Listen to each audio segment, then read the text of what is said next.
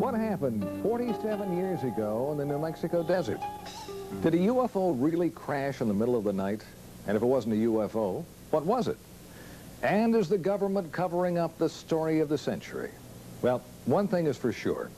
There are an awful lot of unanswered questions. And tonight, we're going to try and sort out facts from fiction concerning an alleged alien encounter out in the New Mexico desert.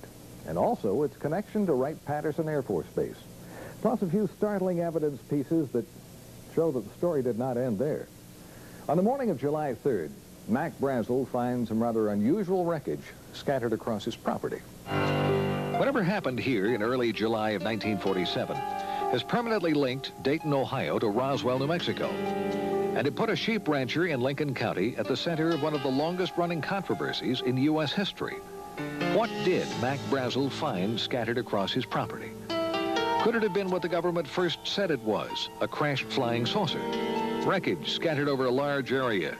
Witnesses describing it as lightweight and super strong beams with strange drawings and foil-like material that had a memory.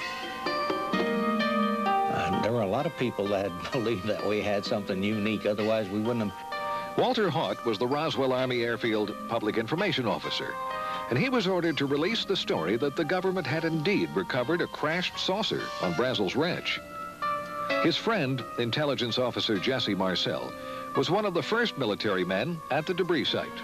Jesse had gone out to the ranch with Brazel and picked up a bunch of material and brought it back to the base. That material was flown to General Ramey's office. And according to other reports, some of it came here to Dayton. A lot of this material, there were very few people saw. A lot of it was put on trucks out at the site, or covered, taken to aircraft, and the aircraft flown either to Wright Field or wherever else they may have gone. That's when the official story was changed. The Army Air Corps said Brazel had found nothing more than a downed weather balloon, and they had pictures to prove it. Intelligence officer Major Jesse Marcel was ordered to pose for pictures with some of the wreckage and told not to talk to the media. If it was a government plan, it worked. The story died.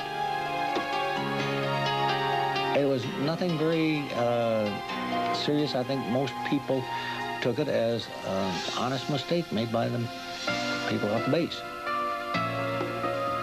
For many years, no one in this New Mexico town thought much more about the story until a few of them started comparing notes. Jesse Marcel talked to Walter Haut and admitted he didn't buy that crashed weather balloon story. He was very, very adamant. What we picked up and brought into the base was not of this earth. You could not change his opinion. This was not of this earth. We don't have the technology to develop anything like this. Materials that were so thin, they were like foil that you could crumple up in your hand, and when you released it, it went back to its original form. Had a memory built in it. Go ahead and get out of here, and get out of here as fast as you can. And in a rare interview, mortician Glenn Dennis told me he remembered getting some strange calls from the base mortuary officer around the time of the Brazel discovery. He called one to know, he said, "What's the smallest size hermetically sealed casket that you keep in stock?" And then again, here again, I said, "Hey, what have you guys got out there?" Later that day, while on an ambulance run to the base hospital, Dennis saw strange wreckage in the back of two Army ambulances parked outside this emergency room door. And an Army nurse, who was a close friend of his, told him that she had been part of some strange activities going on in the hospital that day. And what they wanted her to do was write down what they were doing. And on one gurney, there was a crash bag that had two small, little, very mutilated bodies. And then on the other gurney, there was a crash bag there that was unzipped, and it had a little body, she said, that was almost complete. It hadn't been mutilated. She claimed they were doing an autopsy on that one. a body that was not like anything she had ever seen before. She described some very unusual features that were not human. It only had 4 fingers, and on the tips of it were little pads, and then it looked like very small, minute little suction cups. And they described the arm as much larger here from the human, and a very short joint up here, and the head was very large. The eyes were very sunken in. But what were they? Dennis was told by a high-ranking military officer that they were indeed something special. He said the bodies were definitely aliens. All right, so what did Mac Brazel really find out in the desert? The weather balloon doesn't carry passengers, and it wasn't all that secret. And where did the bodies come from? What about those reports as well that both wreckage and alien bodies were shipped to Wright-Pat? Well, coming up, we'll try and track down exactly what was and was not shipped here, and why the Roswell case is still under the microscope after all these years. Plus, we're going to find out what the Air Force has to say on this possible alien encounter.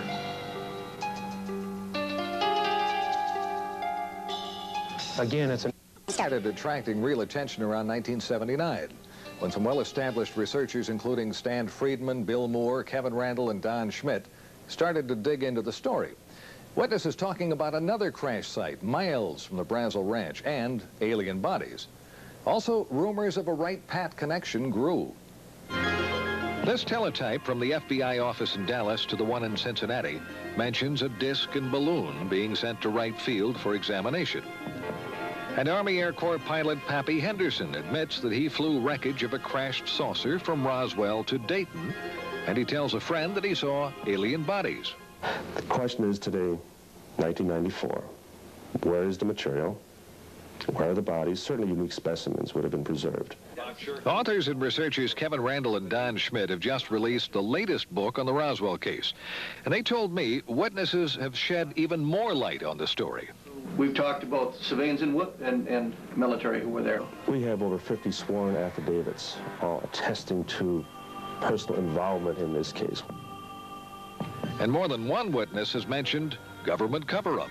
The Provost Marshal Edwin Easley now, who mentioned over and over again that I'm still sworn to secrecy, yet before he died, he acknowledged his involvement, the bodies, and that the President, whether personally or indirectly, had asked them to cooperate and never to say a word about this. And about that Wright-Pat connection? We have first-hand testimony that there were 2 separate body flights that went out early morning of July 6th, sometime between 2 and 3 in the morning. That there were 2 flights. One went on to Andrews Air Force Base in Washington, D.C. And we can only imagine who may have been interested in possibly seeing the contents within the bomb bay. And the other flight went on to Wright Field. All right, some amazing allegations as to what might have been shipped to Wright-Pat following the crash at Roswell. Well, recently we went on base to try and find some evidence to back up the witness statements and also try and prove or disprove the allegations and also some long-standing rumors. We got some answers and a few surprises. This is Area B at Wright-Pat, and behind me a cluster of buildings and hangars. Now, most of the old rumors were that the bodies and wreckage were kept in Hangar 18. Well, first of all, there never was a Hangar 18. There is a Building 18, but it's home to Wright Lab, and it never has been home to Foreign Technology Division, which is the division that you would have expected to have been in charge of the wreckage and the bodies. We checked base civil engineering maps that show everything above and underground, and those rumored secret underground storage vaults and tunnels just don't show up. But a recent article in Far Out magazine claims Building 620, that's the avionics lab up on the hill, has access to secret vaults through a tunnel under the auditorium. So, using the map in the magazine, we found a tunnel, and here it is. Sources confirm it's the only tunnel under that building. We found no vaults of any kind, plus the building wasn't built until the mid-60s. So, what happened to the wreckage from Roswell? Well, the Air Force agreed for the first time to talk about it. Had there been in an exclusive one-on-one interview with a man who heads this sprawling complex known as the Air Force Foreign Aerospace Science and Technology Center, we got some surprising answers. The obvious first question, were alien bodies and wreckage recovered from a crash at Roswell, and were they brought to Wright-Pat? We've extensively researched that, kind of hoping that we might find after all these years that really there was some thread of truth. and we've had no success at all. And I know today there are no such vehicles or bodies on the base. If they were. If we're to believe that Roswell was nothing more than a weather balloon crash, why would it have been brought here in the first place? If it was easily identified as a weather balloon, probably it wouldn't have been. If it were a foreign weather balloon, it may have been. If it were unidentified, it would be brought here because, in fact, that is our job, to look at technology and technological advances in any sense. Well, that seemed to be a pretty good argument that it was not an everyday weather balloon. And if it wasn't alien bodies in a UFO, what was it? Extensive research here, we found just no indication at all of any kind of incident at Roswell. I mean, we have nothing on record for that investigation. But we did learn that there was a Roswell file in one base office. Meet Colonel Hector Quintanilla. He was the last director of the Air Force's Project Blue Book. There was a folder. Okay.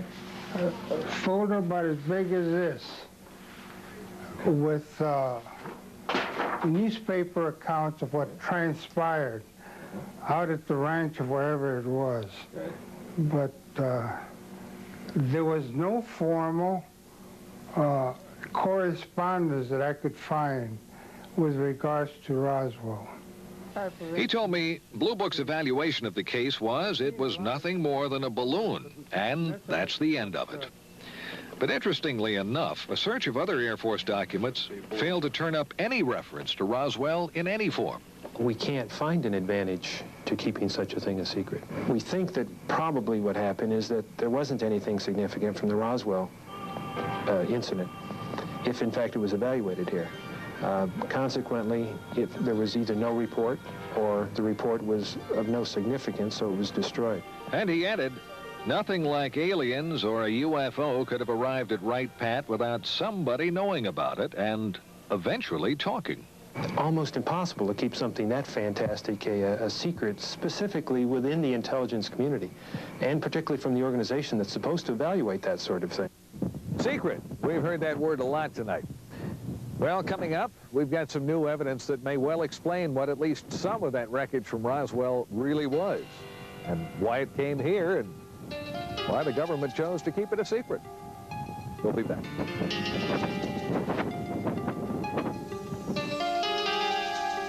The official story was nothing more than a weather balloon that crashed near Roswell, New Mexico back in July of '47.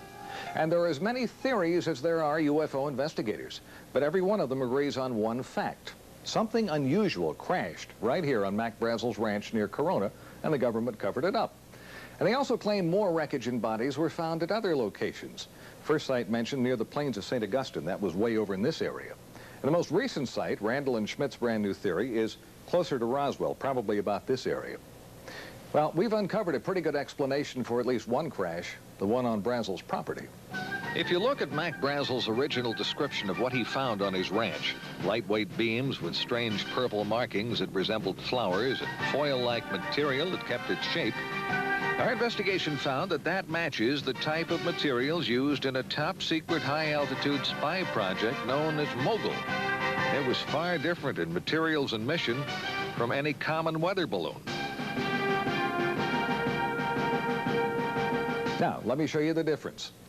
Coming up is a drawing of a Mogul weather balloon, one of the configurations. A lot of balloons, suspended pieces down here, exotic materials, and from top to bottom, it stretched over 600 feet. And it was designed to spy on the Russians to keep track of their nuclear tests. And it had an above top secret project clearance. Now, Mogul project manager Professor Charlie Moore told me it was not uncommon for that giant Mogul balloon to be mistaken for a UFO. When Moore and his Mogul team learned of the flap over the Roswell incident, he said they laughed, but they kept quiet about their project. Moore identified the wreckage in the Jesse Marcel picture as a Mogul ML-307B that had been launched from Alamogordo, New Mexico. He confirmed a crash would have spread wreckage over a large area. And why wouldn't anyone have recognized it? Well, Moore said no one around Roswell had ever seen one. Moore was even cleared to know about Mogul flights. And that's probably why the wreckage was sent to Wright-Pat. Now, there's one more twist that tends to back up the Mogul theory. The former top man with Project Mogul, Colonel Marcellus Duffy, was at Wright-Pat when the Roswell wreckage arrived. He recognized it, but that story never got out. According to another former Mogul officer, retired Air Force Colonel Albert Trukowski, Colonel Duffy could not talk about it because of the secrecy. So, if it was a giant Mogul spy in the sky that went down on Brazel's ranch, something else must have crashed nearby, something with small passengers. Mogul officials can't explain that. Well, more than a few witnesses claim they saw bodies. Like a man identified as a former Air Force physician who related what an intelligence officer told him about strange bodies and a Wright-Pat connection. The beings on that spacecraft, he relates, were not anything that he could identify from our planet. They did not appear like any human being he'd ever see, but they were obviously not anything else. So they obviously were living human beings, and some of them were injured, most of them were dead. They were taken by he and a number of other individuals to Wright-Patterson Air Force Base at that particular point in time, and he said they were put there for later evaluation, identification, examination by the Air Force and by the military. Now, when we come back, possibly the first physical evidence that more than just wreckage from a top-secret project came to Wright-Pat, plus some pictures that could prove UFOs are real. Well, we've had great photographic proof for years. The question is the resistance to accepting it as being proof. Brown Hospital on the grounds of the VA Medical Center in Dayton. And up until a few years ago, it was a very active hospital. And on the 3rd floor of this building, there was the dental lab. In that lab, a dental technician. We'll call him Jack Smith. And as Jack told the story to Len Stringfield, it was on a Thursday. He remembers the day quite well because Thursdays were normally very quiet days here at the VA Medical Center. And 2 men he identified as officers from Wright-Patterson Air Force Base brought him a model, an impression of a lower jawbone. They wanted a working model made. He was to keep no records, and the mold he created to make the model was broken and thrown in the trash as the Air Force officers left. Smith retrieved the broken mold pieces and put them back together at home, and he made his own model. He said he knew this just wasn't human. Few have ever seen it, and those that have can't identify it. An article in Len Stringfield's new book quotes certified dental technician Bruce Phillips as saying it's not like anything he'd come across in his 20 years in the business. The teeth are flat, no cutting surfaces. The shape of the jaw is different from humans, and the arch is much deeper. If it isn't identifiable as animal or human by people who should know, what is it? Could this finally be the first hard evidence the Air Force was indeed doing tests on alien bodies out at Wright-Pat? Jack Smith says the jawbone model was made in 1979. And if you compare the shape of the jaw in the model with the shape of the jaw in this computer drawing of an alien, it's almost a perfect match. Some sources claim the drawing was part of a government UFO briefing in 1978, same time frame, and was based on photos from Wright-Pat. Now, the Air Force tells us they have no records of any alien picture or the briefing. No comments yet on the jawbone. For believers, this is more evidence that something is going on, and the government really doesn't want to talk about it. But are models and pictures enough to finally prove that UFOs and aliens are real? Well, we've had great photographic proof for years. The question is the resistance to accepting it as being proof. Dr. Bruce Maccabee is one of the most respected experts in the field of photo analysis. And Bruce says some pictures taken near Gulf Breeze, Florida back in January by Ed Walters would have been pretty tough to fake. The first picture shows an unidentified object with an F-15 closing in. The next shows the plane flying by the object. Here you have a situation where the airplane actually got in between the camera and the object. Walters claims the plane made a U-turn and the object flew away at high speed. Maccabee showed me videos of other sightings around Gulf Breeze at around the same time, and they were ones that were hard, if not impossible, to explain. Skeptics have often said, you know, if this stuff were real, you would have photos and videos. What can I say? Now you've got photos and videos. Now you've got photos and videos. It's interesting to note the Air Force has never said that UFOs don't exist. Was this a break in a curtain of secrecy surrounding the real UFO story? Has the government really been covering up the story of the century? It all comes down to what you believe. And as in the past, it remains the controversy that won't die. And whether the evidence connecting Wright-Pat to the UFO phenomena is accurate or not, the base is forever a part of that legend. I'm Carl Day.